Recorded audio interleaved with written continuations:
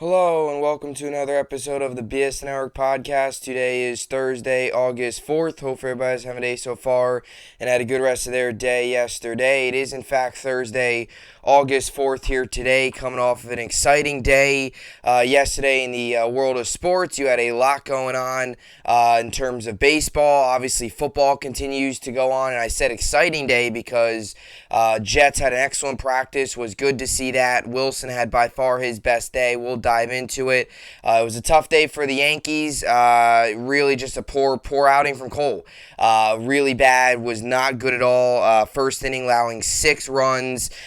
Settled down afterwards, but still you can't deny the fact he allowed 6 runs over 6 innings. All 6 of those coming in the first inning with home runs all over the place. Letting a Gerrit Cole homer is just, things. Yeah, it was a head-scratching performance, and it was one of those performances where, as a Yankee fan, you kind of go back and say, all right, is this the guy you truly trust in a big postseason game? And I'm not going to sit here and say that, I'm completely, that Gerrit Cole stinks and, he shouldn't start any postseason games. But it does make you wonder, and I'm going to take a more deep dive into this performance and give you my, more overall thoughts, on the second topic of today's show.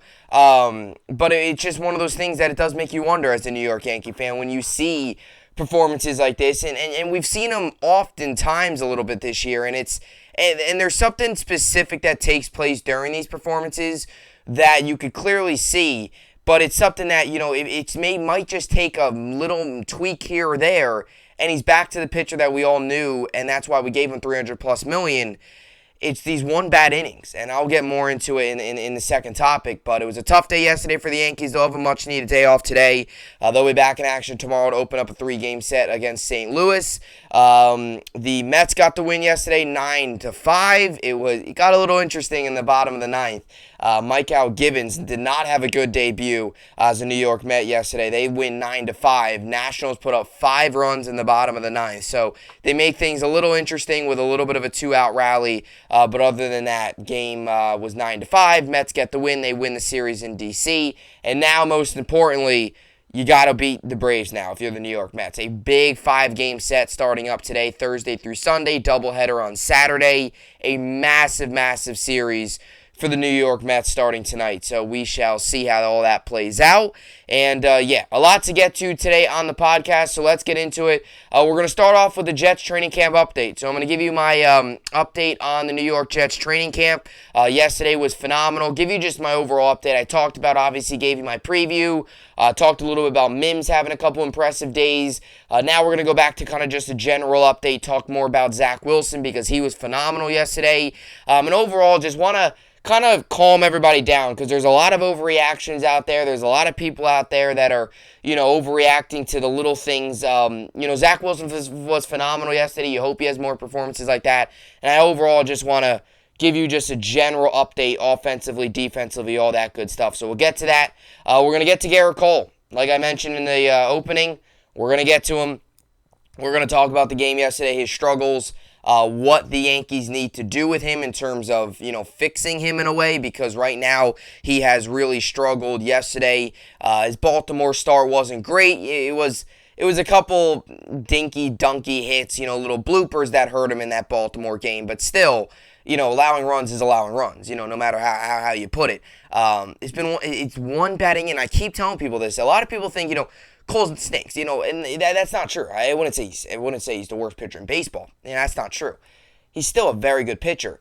It's just these outings are really frustrating because it's the one bad inning that continues to tear him up.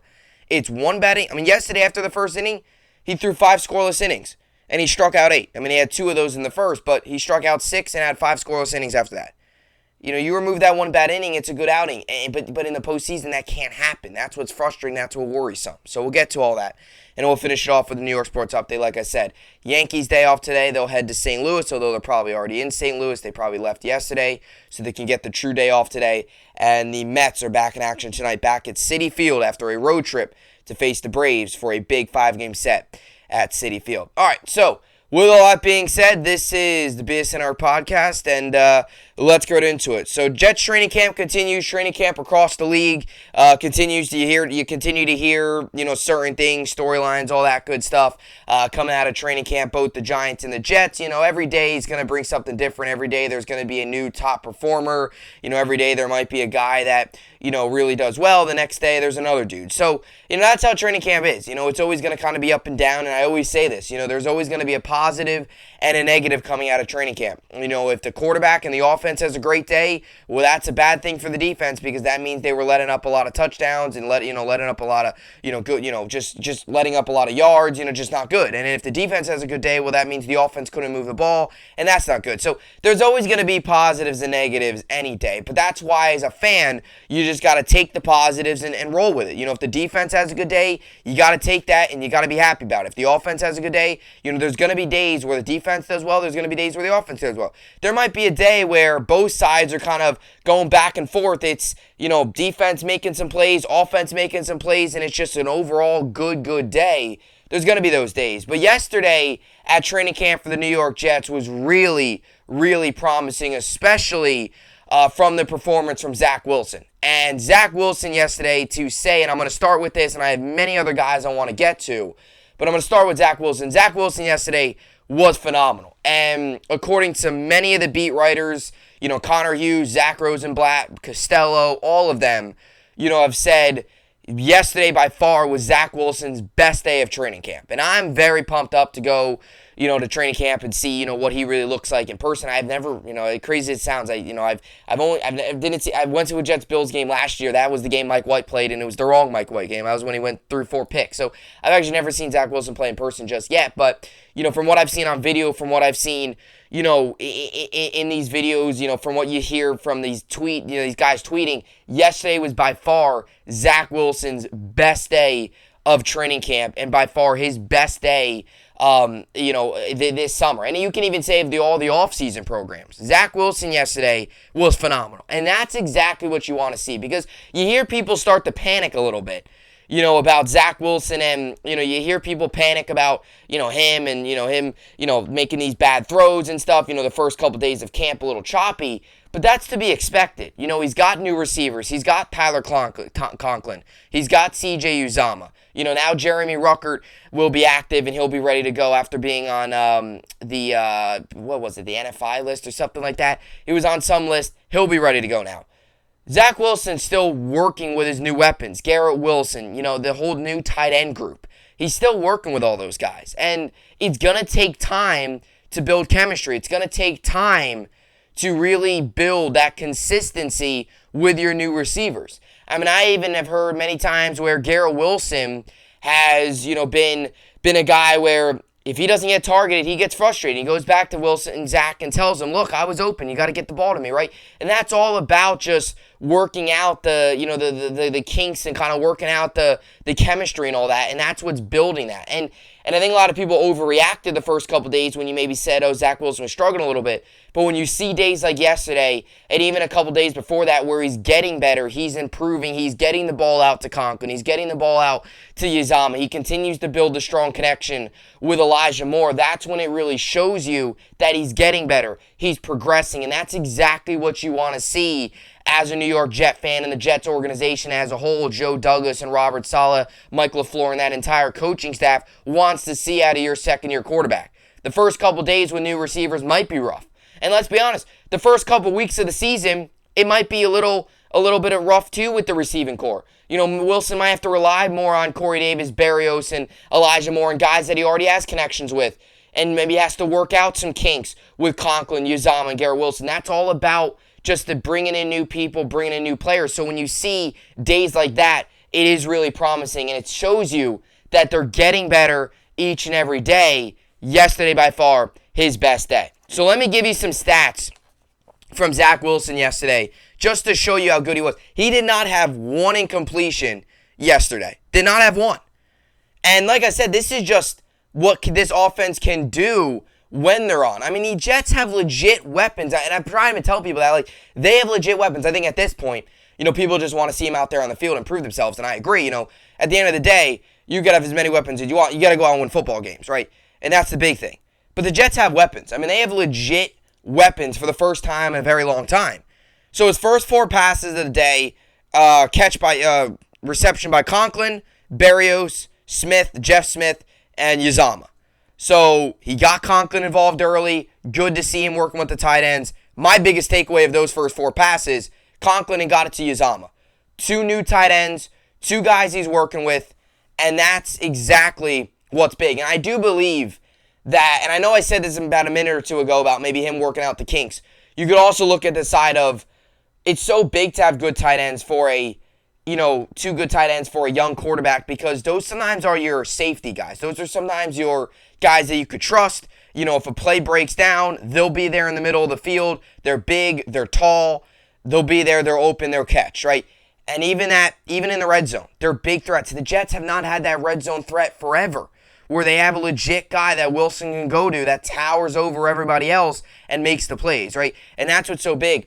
Wilson one day is struggling to find Elijah Moore, struggling to find Gerrit Wilson. Maybe not on line with Gerrit Wilson. Maybe Corey Davis is not really in the picture that day.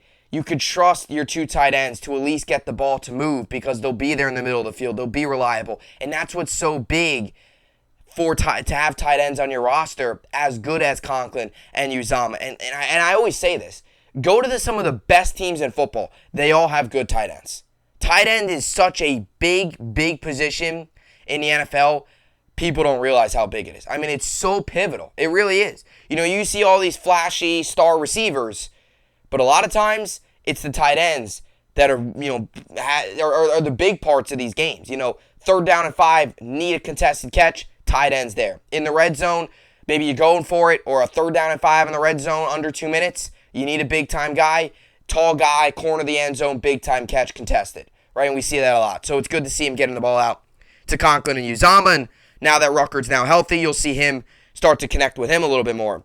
So on the red zone drills, Conklin got the ball to Wilson got the ball to Conklin and Elijah Moore. That was 2 for 2 with 2 for 2 for 2 touchdowns. So touchdowns to Conklin and Moore. So 2 TDs yesterday. And his final line, 8 for 8 passing, 2 touchdowns. Conklin was the one, and Moore on a 2-point conversion as well. So that was your stats yesterday from Zach Wilson.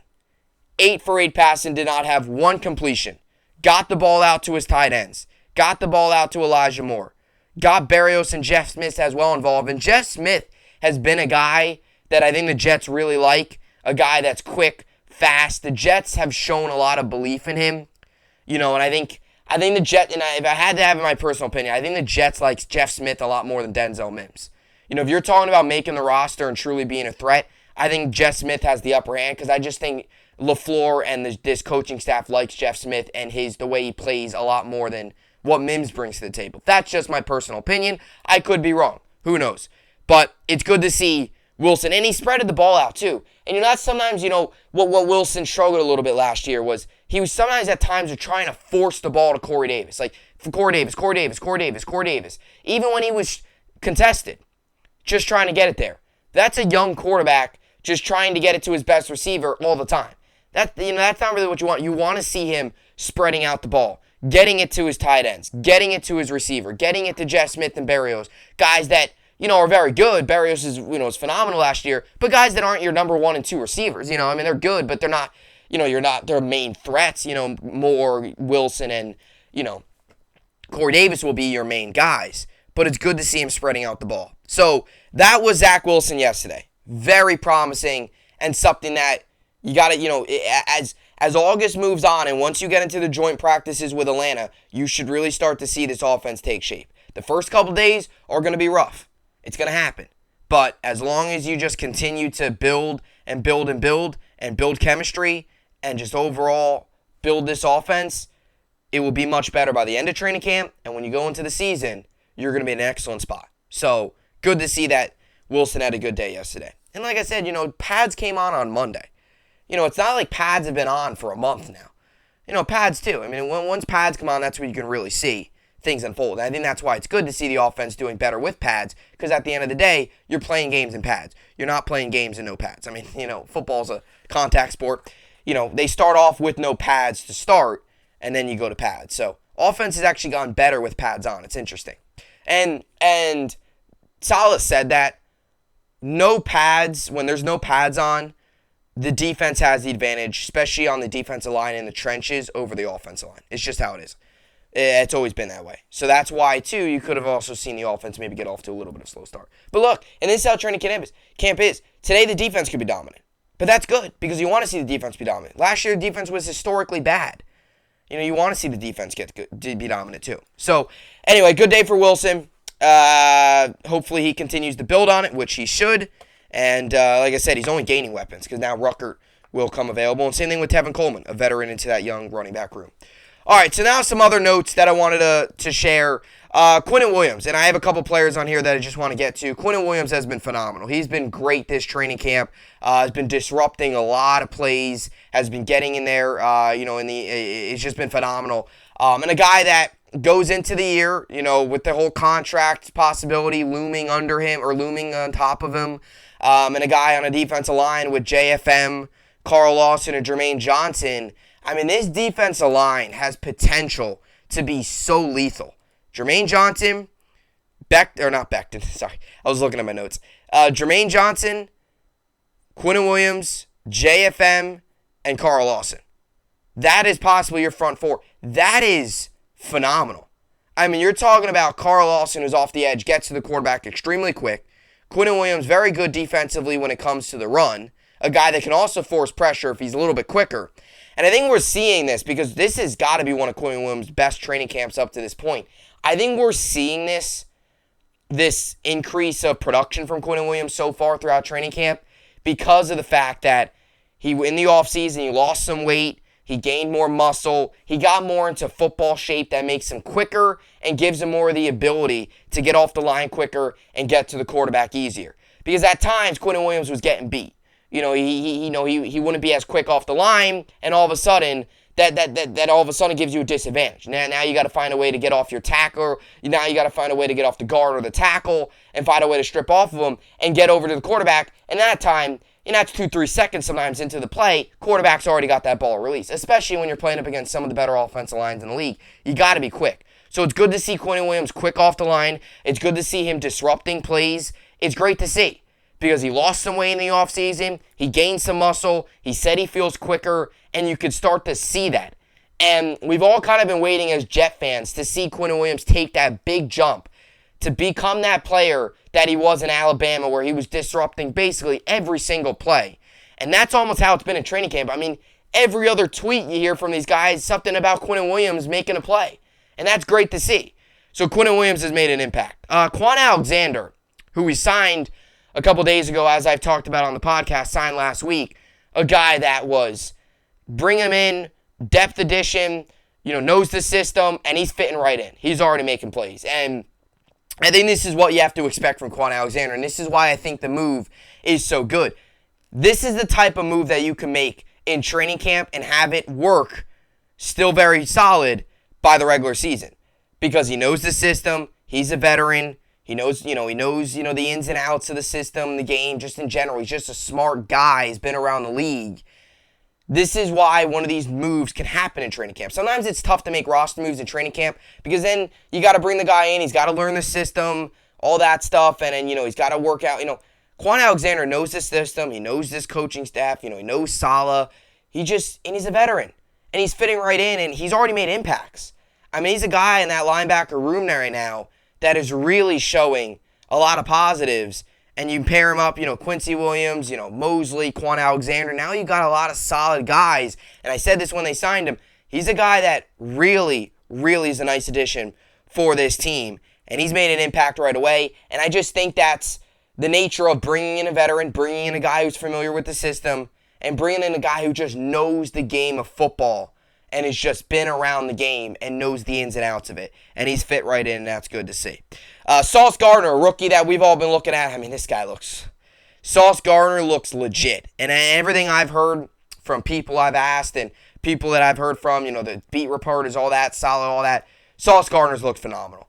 And this is a guy that, I truly believe, and I know it's only training camp, but this is a guy that really, we could have gotten something special in this guy.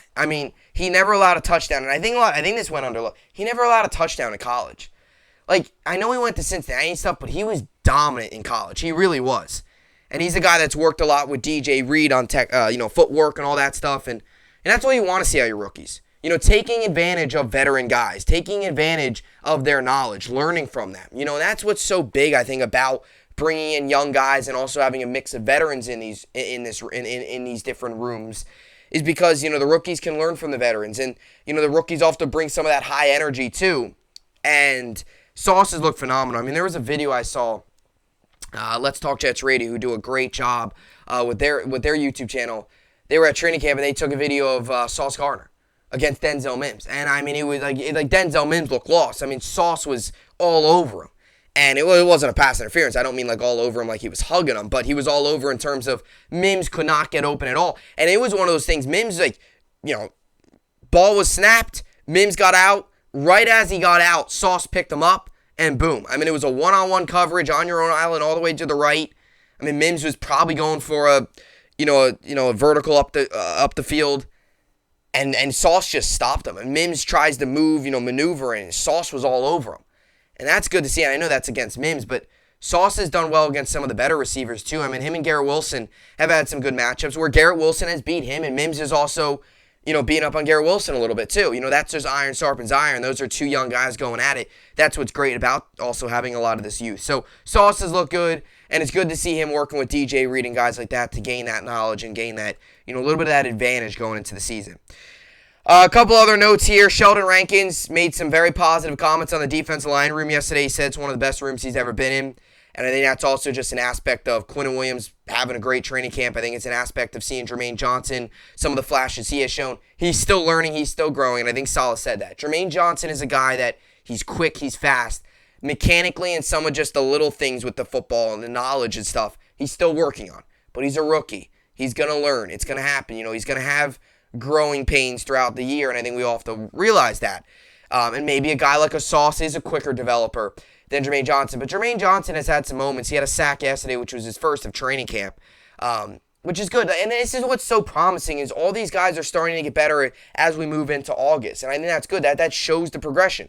The last thing you want is to start off training camp on a bang, and all of a sudden towards the end of August, things start to fall apart, because then you're going into the season. I'd rather struggle in July and struggle in early August and get better as August goes on, and going into the season, you're playing your best, you're practicing and you're doing you're performing your best going into the season. That's what you want, and that's the pace that the Jets are on right now. So Sheldon Rankins, another veteran in a room that's relatively young. I mean, Jermaine Johnson's young, as well. So, it's really positive to see some of these veterans, working with the young guys and just seeing these guys, continue to work and all that stuff. And even Michael Clemens, another edge, another young guy, right? There's a lot of young talent. Michael Clemens is long. He's fast. He's a guy that really is somebody that, even though we got him in the later rounds, somebody that definitely I could see playing a role. Becton as well, just wanted a little bit on him. He's a guy he's grinding. He's grinding. We learned a lot that he was laboring a little bit. He lost a lot of weight. He's been grinding. He's been working. It was funny. There was a video yesterday that came out about Becton, and it was him knocking over the O-line coach. They were doing, individual, position drills and all that stuff. And it was funny because the offensive line was all together, and they were doing, I want to say it was just blocking and techniques and stuff like that. And, they call a hike, and Becton comes off the line, shoves the coach, because he's holding a big pad. He's holding like a blocking pad, and he pushes it, and the coach gets knocked over. And that just shows. I know it's a coach. I understand that. And I'm not trying to say, it's not like it's Aaron Donald that he's knocking over. But it just shows that, his pure strength. I mean, he's a strong guy. He's coming off of an injury. He lost a lot of weight. His body's a lot different now of what it used to be. He's a guy that is grinding through this. He's working back from an injury. Anytime you work back from an injury, it's going to take a little bit to get back into the groove of things. He's been grinding, and he's gotten beat sometimes by Carl Lawson, but he's also had some times, and I think that's just the reality we have to get faced with Becton, is this training camp's an opportunity and a time for him to just get back to his usual self. I think that's a big thing. Build up, the stamina, build up the strength, build up the, just the overall just stamina and energy. By the time week 1 comes, hopefully he'll be ready to go. And Breece Hall too. Just want to finish off with him. He's been. He looks as good as a lot of as he was in college. He's a guy that's just so explosive. He's elusive. He's, once he gets to the second level of the defense, linebackers, and into the secondary, he is. It's like he's on ice skates out there. He is quick. He moves, all over the place. He's a guy that makes, decisions on, he's very quick. He reads the field very well in terms of what his next move's going to be. Like I said, when you see him out there, he looks like he's on ice skates. He's in and out, gets to the second level, boom, one-on-one. It's going to be tough to tackle him. And that's what makes this running back room so dominant is, it's two young guys that are quick, that are fast, that are fun to watch. Both of them good out of the backfield, receiving. Both of them, can run it. A lot of good positive things coming out of this backfield. And Breece Hall, I think, has impressed a lot. And I think we all expected this out of Breece Hall, but I think he's a little bit better, too, than I think we expected. He's a guy that is really, really impressed so far in training camp. So those are my notes. Zach Wilson, phenomenal yesterday. Looking good. Tight end room as well. Wilson continues to throw to them. Elijah Moore, Gerrit Wilson, all of them getting involved. Excited to see how the rest of training camp goes out. So that's my Jets training camp update. I will also, I'll see how everything plays out with the Giants, fit in some Giants updates as well. But that is my Jets training camp update. So they will continue today, and then tomorrow, and then Saturday, they'll have their green and white scrimmage. And by the way, the Jets' first preseason game is August 12th in Philly against the Eagles. By the way, there's football today. Hall of Fame game on tonight. Jaguars, Raiders. So that's going on today. All right, so with all that being said, let's get to some baseball now. I continue to say this time of year, a lot of football, a lot of baseball. No, there's been a lot of baseball the past couple days with the trade deadline.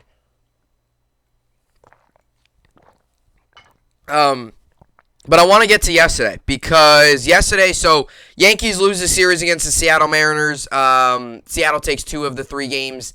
Yankee Stadium. Yankees won the first game 7-2, pretty dominant. And you're thinking to yourself, all right, you got to feel pretty good coming out of a weekend where you took 3 out of 4 against Kansas City. It was a tough loss on Sunday against Kansas City, the way they blew it. You come back on Monday, you win 7-2. Your Tuesday was just one of those games where it was just so frustrating because we got the big hits, pitching just could not do the job. And you're going to have games like that. You're going to have games where no matter how many runs you score, pitching's having an off night. And yesterday was one of those days, again, where you put up a lot of runs.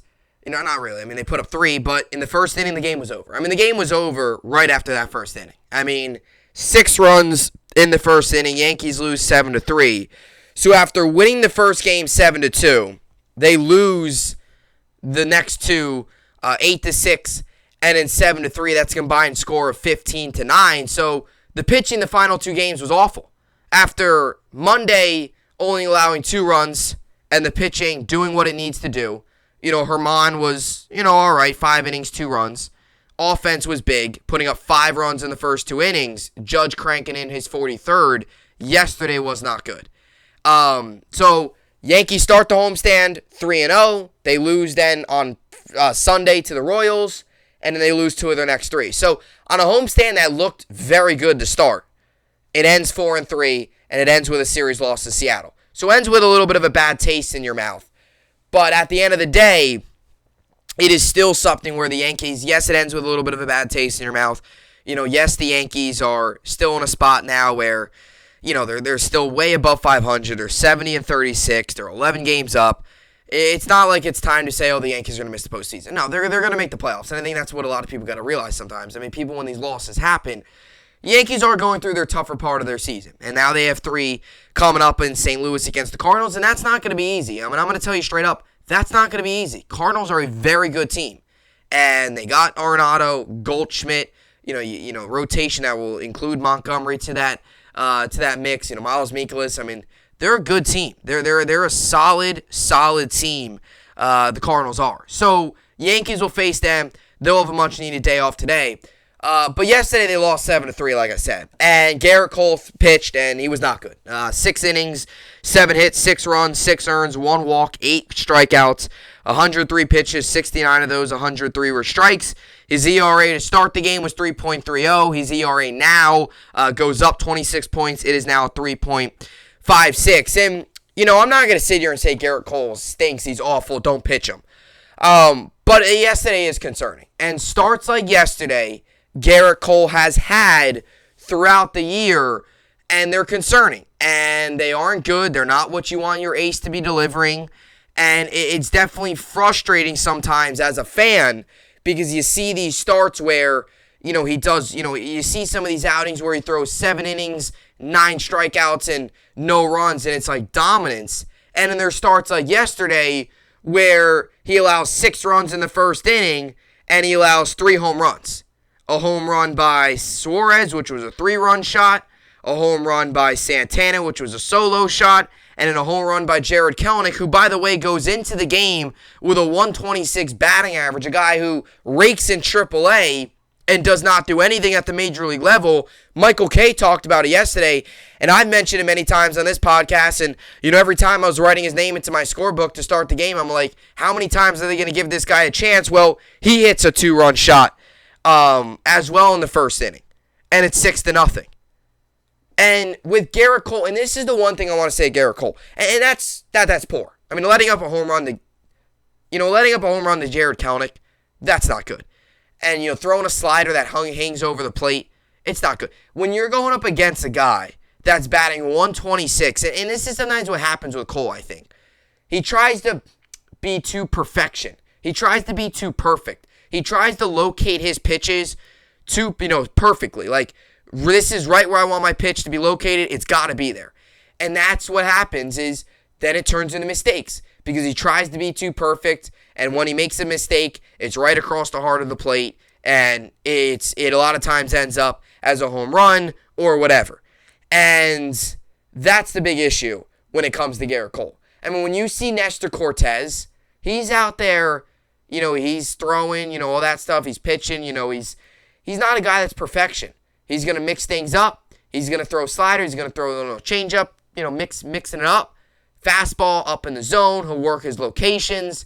But he's not a guy that's like, this got to hit the corner. He's got to, he pitches, tries to hit his spots, and that's it. Sometimes Cole tries to be too perfect. I think sometimes Cole, when he's out there, tries to overthink things. And that's understandable, because when you're out there, you got to know what you're going to throw. I mean, you can't be out there and be like, well, what do I do here? All right, let's just go with a fastball. I haven't thrown that in a while. No, every pitch has got to be with a purpose. And I've always said that, there's a difference between somebody who pitches and somebody who just throws. Cole is a pitcher, but he takes it a little bit too extreme sometimes, where he tries to fool the batter a little too much, and it results in these mistakes. Where sometimes he tries to be too perfect. He tries to locate the pitch in the perfect spot. You're not going to be perfect. Nobody is. And sometimes when he tries to be too perfect, when he tries to outthink the hitter, that's when results and mistakes are made. And I don't know how true it is. There was a picture that surfaced over the internet and on Twitter and on sports apps yesterday that maybe Cole was tipping his pitches. And, one of the photos showed was a fastball and an off-speed. And the fastball, his glove was much higher. The off-speed, his glove was much lower. I don't want to sit here and make excuses for him. If that's the truth, then that's something that could be easy fixed. I mean, I guess as a Yankee fan, you hope that's the case, because if that is the case, that's an easier fix than maybe something more mechanically that's going on.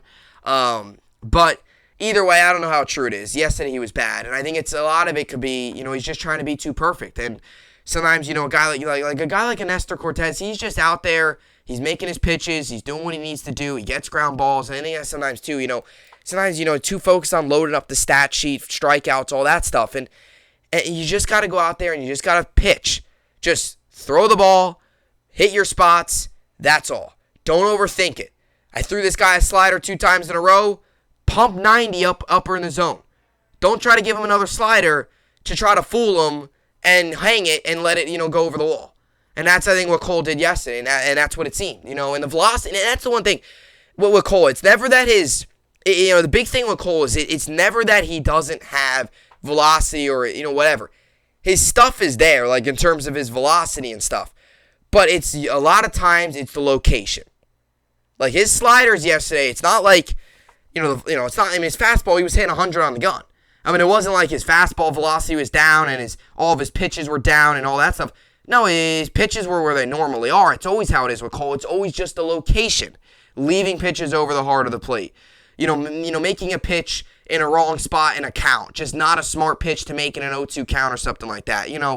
If you throw two, sliders and the guy fouls them off and he's right on him, don't throw him another slider. If he's behind the fastball, keep pumping in fastballs. If he's not catching up to it, keep pumping in. I mean, for a guy like a Gerrit Cole, I don't know why, and this is why I think sometimes he tries to, overthink a little bit. He overthinks.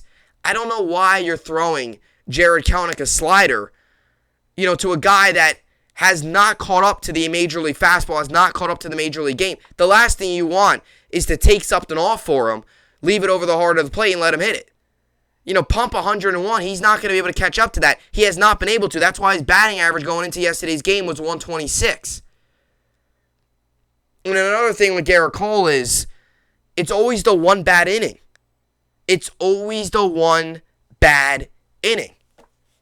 And this is something that there's some pitchers out there that have this happen to them, where it's one bad inning, that's it. And that's the case with Gerrit Cole. There's some pitchers that are just brutal, like a Patrick Corbin, just using him as an example.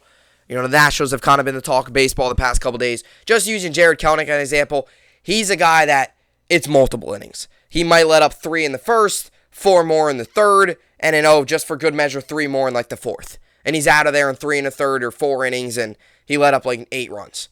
Cole, on the other hand, it's always the one inning. It's not over the course of an entire game where he's just letting up runs left and right. That's not the case.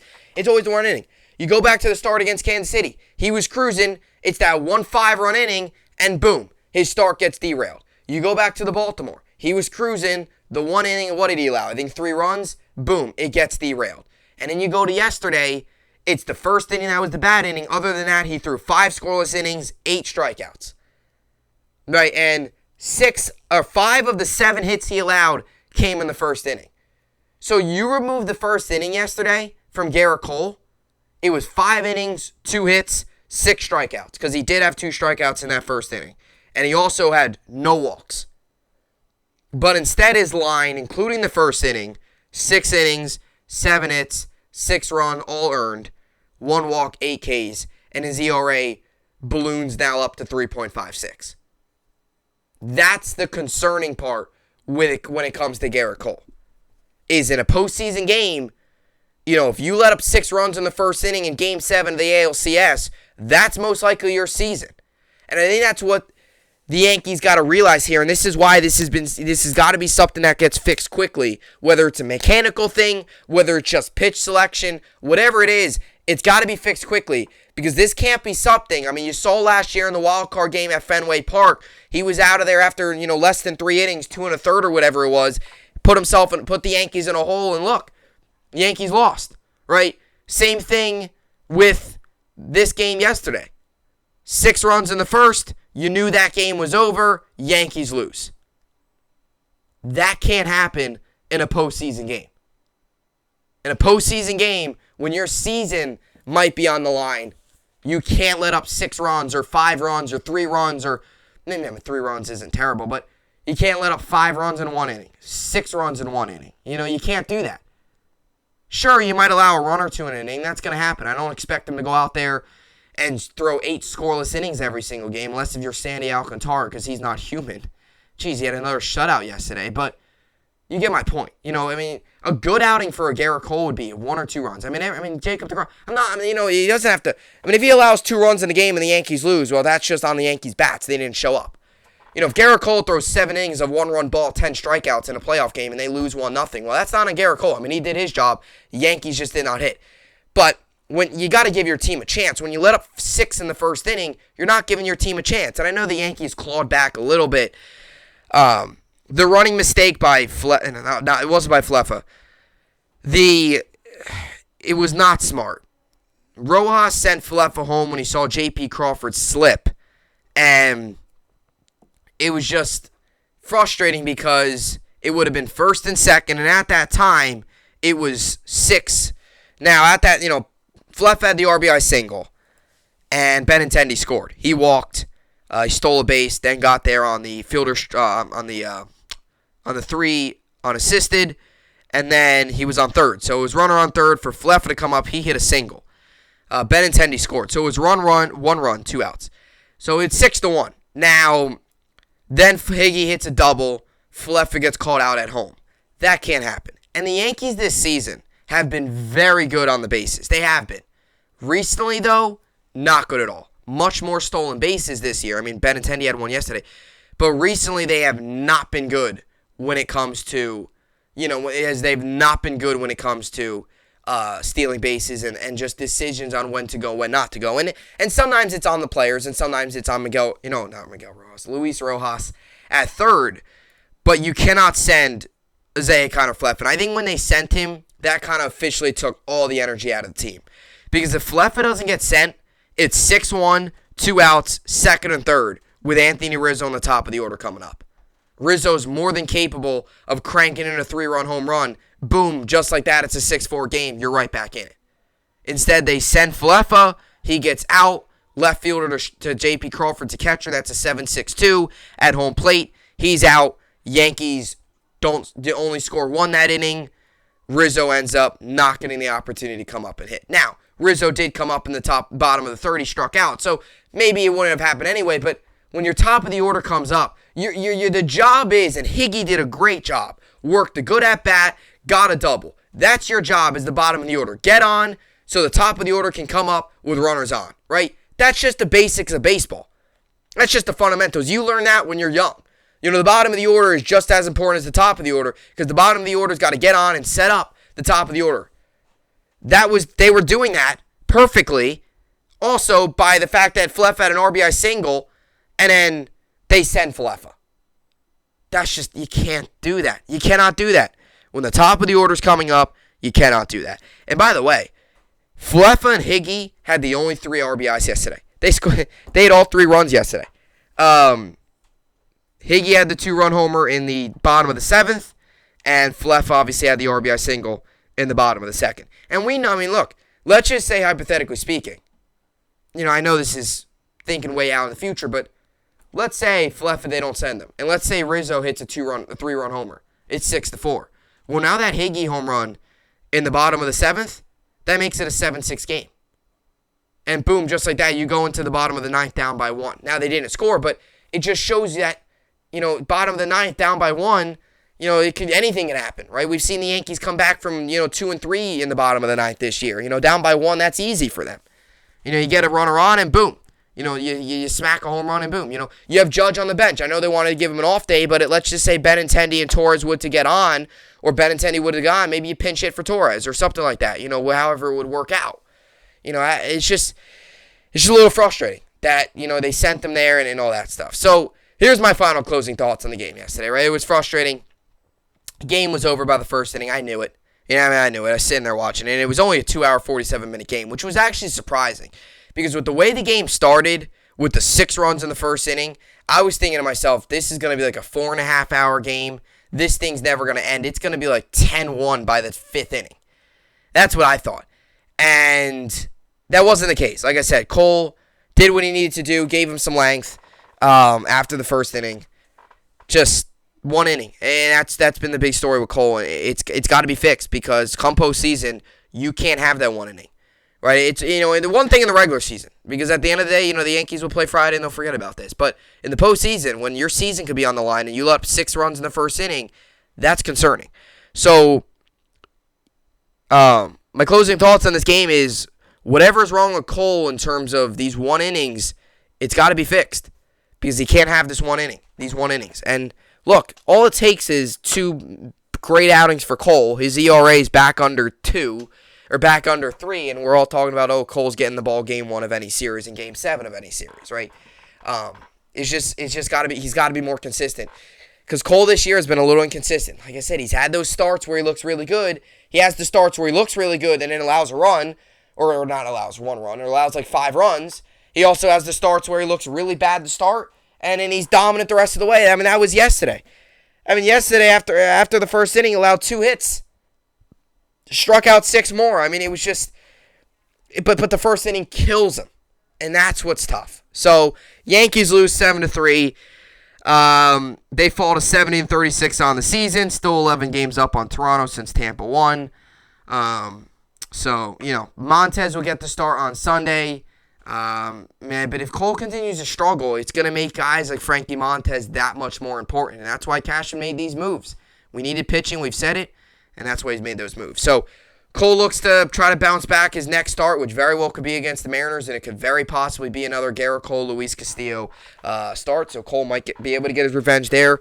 We shall see. But anyway, so that's what I got for the Yankees there. Let's get to the baseball and New York sports update to finish today's program. By the way, Castillo yesterday, for any of those who are interested, 6 2/3, 5 hits, 3 runs. All of them were earned. 3 walks, 8 Ks.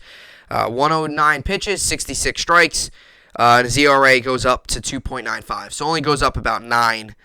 He started the game at 2.86, goes up to 2.95. He got the win, so he moves to 5-4. By the way, Cole got the loss, so he's 9-4. 42,169 showed up to yesterday's game. So pretty good showing for the rubber game and a day game. All right, so let's get to the games today in the world of baseball. You got the Pirates, Brewers, Cardinals, Cubs, Giants, Dodgers, Angels, A's. By the way, I'm sure you have all heard of the news of Vin Scully. Just a legend and the voice of the Dodgers, voice of baseball, really. Passed away the other day. One of the greatest. I mean, not one of them. He is the greatest. Has called so many great moments, ranging from even, football to baseball, Kirk Gibson, the home run call, Don Larson's perfect game in the World Series, all the way to, calling Clayton Kershaw's no-hitters and all that stuff. I mean, a guy that's just, called games involving Jackie Robinson to ranging from games to Clayton Kershaw. I mean, that's what's pretty wild about him. So just wanted to say that, mention that. Yesterday, great tributes across baseball for Vin Scully. And, the greatest, 67 years, loved baseball for 80 of them, 67 years in the broadcast booth. I mean, calling games just called some of the greatest moments. I mean, the whole Mets, Red Sox, 86 World Series, when you had the first baseman, the ball went through his legs or whatever, went past him, called that moment. Like I mentioned, I think what's crazy about it all, and Michael Kay brought this up yesterday, he called games that involved Jackie Robinson, Yogi Berra, Don Larson, and he called games in where Clayton Kershaw was pitching. And he tells stories about Jackie Robinson and Don Larson and all that while calling a game that involves Clayton Kershaw. And I think that's what's so crazy. His last game was obviously October 2nd, 2016. But I think that's what's so wild is he called games ranging from all those places. And it was pretty cool. Yes, yesterday put up the lineup from his first ever game he called to the last ever game he called. And it just shows you the generations of, people oftentimes talking about painting the picture on radio, and baseball on radio is phenomenal. I mean, listening to a baseball game on radio is phenomenal, right? People, talk about painting the picture. He did that so well. I mean, back then, the radio was the big thing. People listening to the radio, listening to it at night, all that stuff. People bringing their radios to the game, and you could hear his, voice throughout the stadium. Those are the things that really have, and still to this day, radio's great. I mean, still to this day, people, there'll be times where, I'm listening to John Sterling, and I mean, that's, he does a phenomenal job too, but, the radio is so big, and, radio is the one sport that you can listen to radio and really paint the picture is baseball. Hockey, you can't, guarantee you, hockey, you can't do it. Baseball is the one sport you can call on the radio. Football's tough. All, other sports are tough because it's so much more action. But baseball, and then you get the crowd noise and all that. Radio's great. And Vin Scully obviously was phenomenal at that. Also did the TV stuff for the Dodgers too. But just the 67 years of excellence in the broadcast booth for Vin Scully. He's always been one of my favorites. Now, I've obviously wasn't around during the days of, Don Larson and Yogi Berra and all that, but I've always liked Vin Scully. He was, always his famous saying, it's, time for Dodger baseball and all that stuff. All those, it just really is crazy how many how many years of baseball and excellence. And, Kay mentioned this yesterday too. Like, he was a guy that there's so many big names in the Dodgers. Whether, even Kurt, just thinking of the more close, modern day. But, go back in time, the days of Jackie Robinson. All those days. There's so many big names in Dodgers history. And yet, really, the face of the Dodgers franchise is Vince Scully. And you see how important he is, based off of the tributes they've done and, even just, what he did for the organization for that long. 67 years calling baseball games. Just really was the greatest voice of all time when it comes to calling baseball. So, definitely an icon for the sport of baseball. So, that's what I got there on that. Wanted to mention it yesterday, but there was so much going on with the pod and stuff with the Yankees and Mets, just got straight into it. So just wanted to quickly talk about that now. We also got the A's and Angels, Rockies, Padres, Nationals, Phillies, Astros, Guardians, Mets, Braves. We'll get to that in a second. Tigers, Rays, Blue Jays, Twins, Cubs, Cardinals, Rangers, White Sox, and the Royals, Red Sox. So Vince Scully will be remembered forever, obviously, with his excellence in the broadcast booth with the Dodgers for 67 years. That's just crazy to think about that. All right, so we got the Mets-Braves tonight. Start of a big 5-game set at Citi Field. Mets come into this game, and I'll give you a little bit more advance here. So the Mets come into this game with a record of 66-38. Braves come into this game with a record of 63-42. Mets are 3.5 games up on the Braves right now. They're 8-2 in their last 10, one-game win streak. Braves are 6-4 in their last 10. They lost yesterday against the Phillies. So a massive game here, massive series. Kyle Wright will get the ball for the Braves today. He's 13-4 with a 2.94 ERA.